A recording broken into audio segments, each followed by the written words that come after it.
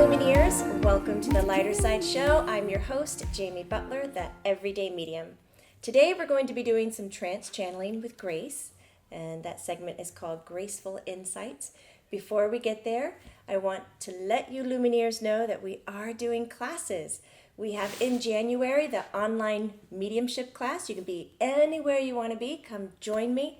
What's nice about these classes that I teach is that I mail you out all the classroom material that you need, and you have it right in front of you, and we go through everything. You can ask questions. It's really nice. Then we have Reiki Level 1, January 20th, and in February we have the Intermediate Mediumship class as well. And then we go into Advanced Mediumship in March, which is in person in Atlanta, and then after that we will be out at the Akashic Ranch in Canada, out near Vancouver. I would love for you guys to join me. We'll have that event posted and send you the links. If you want to know anything and everything else that's happening here, please head over to jamiebutlermedium.com and sign up for the newsletter. Golf applause to Colleen, because she makes an incredible newsletter. Everything is just so organized. I love it so much. Is that the Enneagram 2 in me, or is that the 3? What is that? Where's my organizational Enneagram number? 3 or 1. This is what I'm learning these days, the Enneagram. Thanks, Laura Boone. Jessie knows it more than anyone here, I think. Okay. Isn't it fun when you watch me before I channel? Because I don't feel like myself and I don't sound like myself. It's just like I get real calm and very like mellow. And you're like, be happy, you're introducing a show. And I'm like, oh, my energy is kind of elsewhere. It's weird. Okay, anyways. For those of you who are sensitive, you might feel a shift, even if it's just a video that you're watching. And I say that to those in the studio today.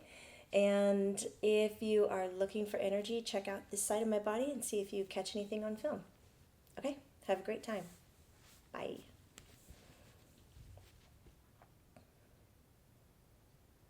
I just hear laughter. Hold on.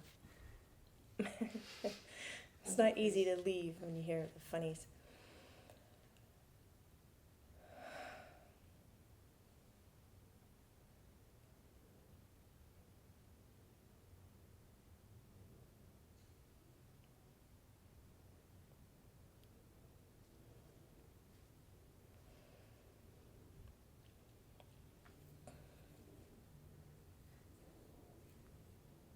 And the first thing I hear is the plane. Hello, my little Lumineers. Welcome back to Graceful Insights. My name is Grace, and I'm very happy to be here. I'm going to be answering our very own Nancy B's question, which is, I'm not going to end up like the director and stop every single time. It's a hard knock life. What's the rest of it, Colleen? It's very long. Why don't we ask for help? It's a hard knock life in a free will universe. Why is it important to ask your spirit guides for help? That's the part I like. It's a free will universe. Why do we ask for help? Why do we need to ask for help?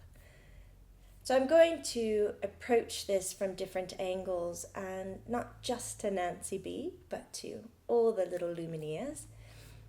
Yes, it is a free will universe. What does that mean? That means that your soul, your body, your choices belong to you. Even though there might be markers in your life that you might call destiny, fate, things that you believe you cannot change no matter how hard you try to change, that the lessons keep returning, keep approaching you until you have the opportunity to overcome them. But what I like so much about having free will is that you can change and navigate your life and your decisions beyond what you believe is fate or destiny.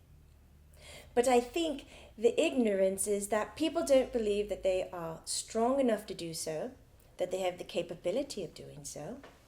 And you find yourself in a position of, well, if I believe I can't do it myself, then it's obviously something greater than I who is making the choices or giving me the opportunity or keep putting me in the box that I keep climbing out of. But it is not something greater than you that is providing the lesson. It is you who are providing the lesson. Even if it's falling on your face time and time again, falling in love with what you call the wrong person, the unhealthy person, but again, that is your judgment. Whether it is falling into debt time and time again, this is not the universe or the greater beings around you giving you opportunities and hurdles for you to jump. It is merely you making the decisions and having the energy that create the situation around you time and time again. You may change your approach, you may change the way that you react or act to a certain circumstance that maybe you are trying to learn, get over in a way. But if you hold the same belief system about it, guess what?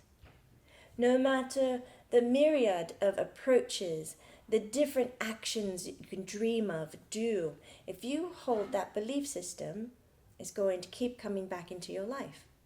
Keep coming back into your life. And as a human, we say, well, if it keeps coming back to us, then the universe wants me to do it, or I haven't learned the lesson, which is more appropriate because it's the I. I haven't discovered a way out of the box completely. I'm still tethered to it. It's almost like the little jack in the box, with a little handle. And you crank it and then it pops out and it thinks, I'm free, I'm out of the box. And then sure enough, the lid closes, the little clown goes back in, and it all happens over and over. So this is what you're doing with your lives. Your free will, your choices, this goes into your belief systems. You have free will to change your belief. I no longer believe I am stupid. I no longer believe that I mismanage money. I believe I'm great at loving. I believe I'm balanced. I believe I'm healthy. When we observe humans, we see a lot of effort, we see a lot of energy being put on the behavior. But if I behave a certain way, I'm going to receive a reward. And my little lumineers, that was something that was taught to you.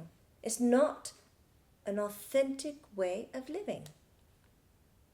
So when we look at how do we live authentically, it's not putting energy into the behavior, it's putting energy into the belief. And I don't mean putting energy into learning the facts and the information. Facts, information, belief, they're different, though we feel they might be located in the same place in the body, maybe up in the head. If you behave like a good student, it doesn't mean that you are a good student. If you believe you are a good student, not only do your thoughts, your emotions embody that belief, but also your actions do as well, because your actions are going to support the belief. But without that connection, you're going to repeat. So here's where it comes in. Why is it good to ask for help? Ask for help, Lumineers. When you're stuck, when you feel trapped in the room with no doors and no windows, when you feel you're at the bottom of the barrel, when you're at the bottom of the heap, there's so many phrases for it. When you feel that, you can, here's how Jamie puts it, she can smell the rain, but it never rains on her. So there's a sweetness, there's something coming, yet it never arrives. And so she waits. But that's not necessarily what needs to occur. So maybe she tries action. And maybe she looks then at her belief systems about staying in a place of want or desire or needs not met, and needs met are around her but not approaching or on top of her, receiving the reward. It's time to ask for help. You're a beautiful, beautiful light inside that body. And I wish once in everyone's lifetime there was a permission for us to come by and just gently ever so lightly unzip the body you've created, become so attached to, that you have beautified, put on makeup, you've fixed its hair, you've cut its nails, you've kept it clean for years on end.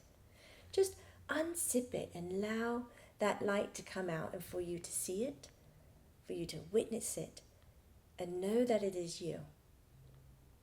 Because that beautiful light is without boundary, with access to all information. It is like the baby bird on earth. It comes with everything installed. It is the most empathic computer ever designed. It's magnificent. But put back into the body and zipped up, its light and its energy shifts because it believes that the body it is carrying is more valuable. Because what happens, Lumineers, when your body is damaged? You suffer, you hurt, you have the potential of death to restart the life. So you take great pride and care in the physical body. And we do admire that. I'm not speaking against taking care of oneself, but I'm speaking to the priority.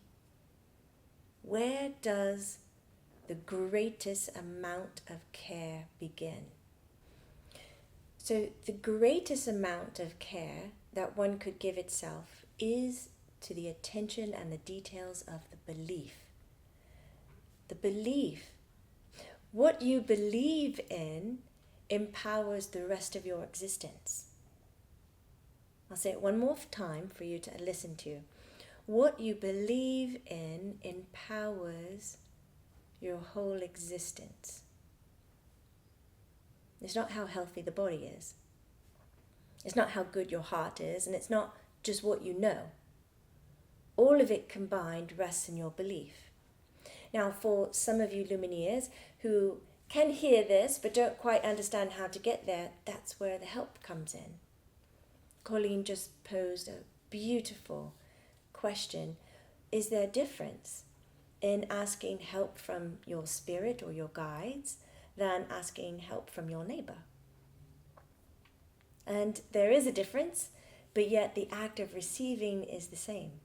Receiving help requires you to be open. Now, we've heard of the terms open, and maybe the first visual that comes to your head is open door, open arms, closed arms. But open, I want you to see it energetically around your entire energetic field. This aura that you illuminate is not just open mind, open heart, open arms. It's open energy. A lot of Lumineers ask for help, they receive it, and immediately, analyze it. You look at it. Maybe I'm better than that help, but I didn't need that help because I'm self-sufficient, because I don't want to look like I'm weak. I don't want to appear this way or that way. So here we end up in labels and judgment land. Be aware that when you're asking for help, be ready to receive it. And if it's not the kind of help that you were asking for, then be ready to say, thank you very much, but I don't believe I was clear enough in what I was asking for. May I do this again? May I ask you again? May I show you more? May I give you the details? Or maybe you're receiving help and you didn't know exactly what you were asking for. It's okay to admit that you were a bit confused or that you didn't know how to clarify. A lot of us, when we're asking for help, we do feel like we're in the middle of the fog, that we have no foresight, no hindsight. Sometimes we're in deep bereavement and grief, and to ask for help from a place of that point feels useless. But when you are asking for help, the requirement is to be energetically open. And when you're receiving help, be it from the neighbor or from the guides, find it as a fulfillment. And know that whenever help is delivered from an outside source, it is coming from their belief systems. It is coming from their perspectives. It is not coming from yours. So this is where a little bit of forgiveness is needed. I forgive you. I forgive myself. I let go of the expectation that the way that you're going to provide help to me is the way that I saw it in my head, or the way that I designed of how I would give it to you. So be aware, when it arrives, it may look different. And be willing to open up and have a conversation about it, because maybe it can change. Now, the difference between asking help from a human, your neighbor, or asking help from guides is that we provide different kinds of support. Your neighbor can be very supportive in that cup of sugar, the egg, helping you with the lawn, helping you with the human aspect of life. Asking guides, yes, we might be good in telling you where the cup of sugar is or where you can go, but providing it to you is not necessarily in our scope. So the difference in asking for help is what we can provide.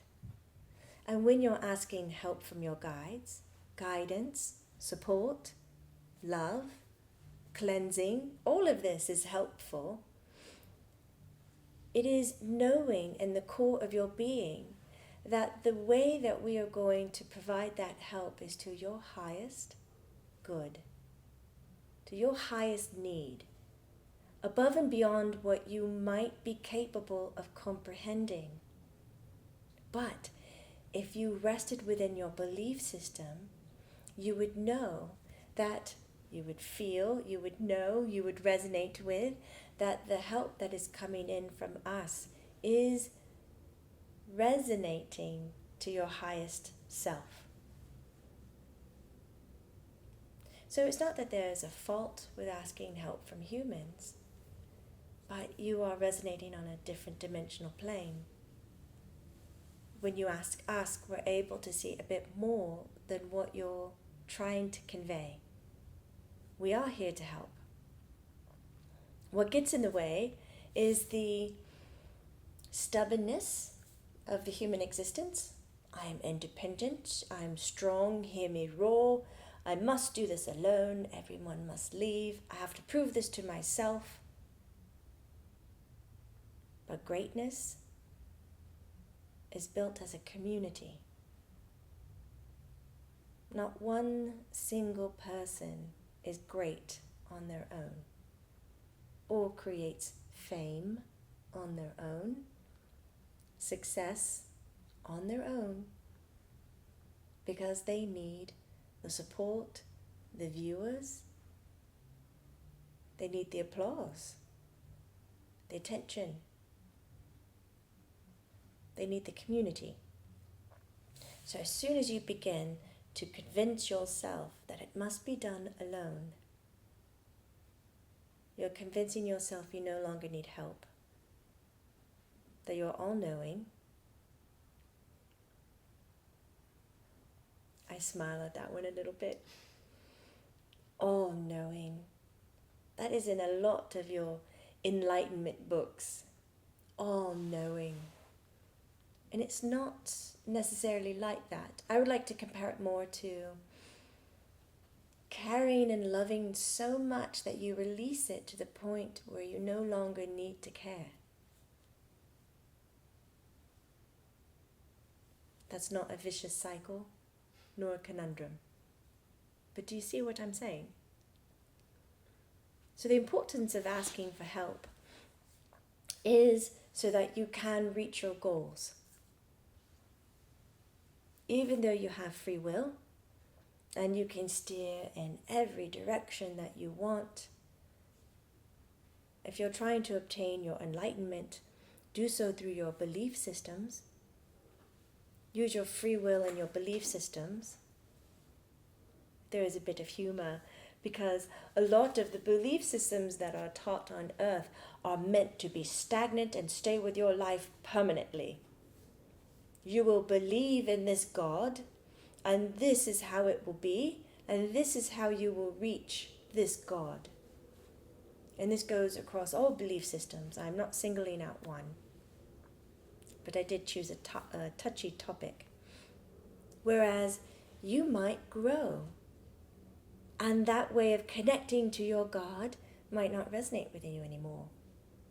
And so then you might feel separate from God, and then begin to put yourself down or feel lost, when simply just changing how you communicated with your God is all that was needed. So that free will to change the belief of how you approach your God was what was needed. But humans somehow believe that consistency is strength, and consistency is winning. It's strong, it's a survival, it will last forever.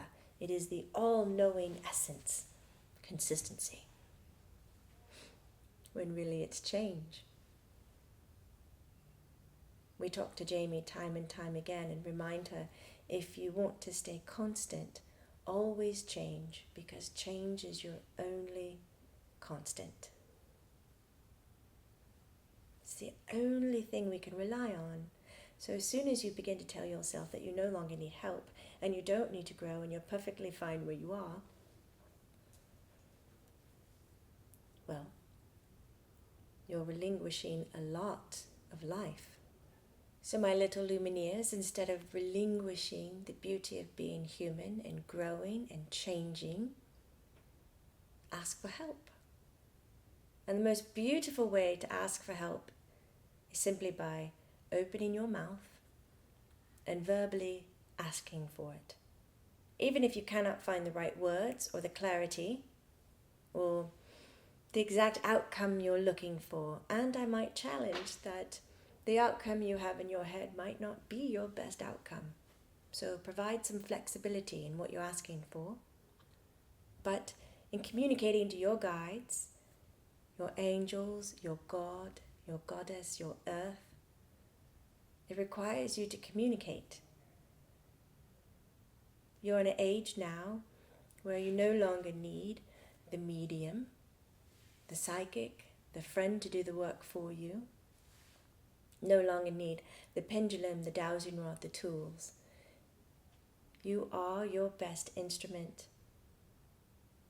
Open up your mouth, see your words, see the energy that you're presenting from those words, those thoughts, those emotions, the openness of the energy around you. Being able to receive. Call upon us. Ask. And for my little heady lumineers, I must say, you get very precise in the way that you want to ask for things and receive for things, and deadlines. And so my little heady human lumineers do provide some flexibility. But I understand if you want to give a deadline, if you feel like there's a deadline, if you want to give the details, but observe what it's like to put out with flexibility and to receive when it is time. Because just maybe the type of navigation that you're providing in your life, just maybe, is creating a small existence. That's my little challenge for my heady lumineers, for my heartfelt lumineers. When you're asking for help, do feel it. Believe, understand in your belief, connecting all of them, that you are going to receive what is best and highest for you. Now, some of my hearty lumineers might see a good point in a ritual or a setup or a plan. And if so, please follow through. But I will say now for everyone to hear, you are worthy of our attention, you are worthy of our support, and you are worthy of our help. Put that into your belief system. Now loosen up and take a big breath. Do a nice check-in with yourself. What could I be asking help on that I am not? What is it that you're ignoring? And now have some fun as I close up and discover the ways that you can ask for help. All the greatness, enlightenment, success, is built in community, not solo. Thank you so much for being here, Lumineers. Be well and Godspeed.